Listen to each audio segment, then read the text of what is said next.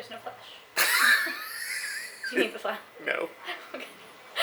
So, I am very proud of myself, and you guys get to see how I would come home and explain something to Kevin, because I didn't make my vlog myself.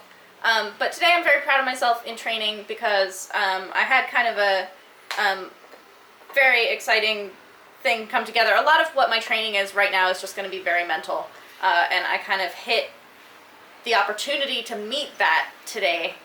So I went over to WKO first, and I was doing pad work with Crew Mutt, who I do pad work with over there, and he's awesome. I really, really like him. He's a very good trainer for me. But part of the goodness of his training is that he puts a lot of pressure on me. And when I have a lot of pressure on myself, I can kind of crumple under it sometimes, and he's such a good trainer that he won't tolerate that shit.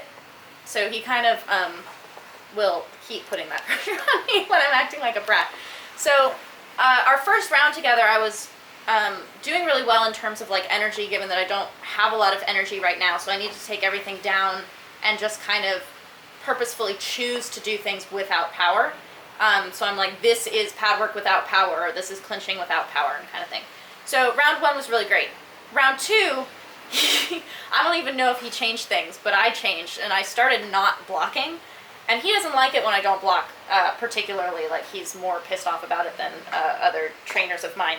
And he basically started kicking me harder because I wasn't blocking. And he's like, if you're afraid of pain on the block, I'm just going to hurt you more when you don't block, so you're afraid of the pain of not blocking. And I actually got like way in my head about not blocking, and I started getting really down on myself about like, why am I not blocking? I'm going to be fighting someone bigger than myself whose kicks are probably going to hurt. I need to be blocking, like kind of like getting down on it. And I caught myself, because I've worked in my mental training to be able to recognize that and catch it. So I used my own skill set that I've developed for myself to fucking catch that shit right away and be like, hey, let's not spiral. Like, let's work on that now, Sylvie, because you've just met the opportunity to work on something that you have to have real pressure to do. So in the same way that when you're sparring, you have to have real pressure to be able to block under that pressure instead of someone doing a drill with you.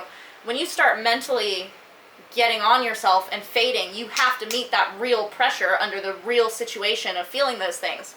And so I caught myself and I was like, I don't want to think that way. I don't want to do that way.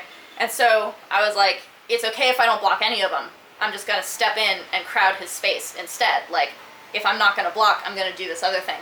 And I actually, like, did much better in the third round than even what I had done in the first round before I started spiraling.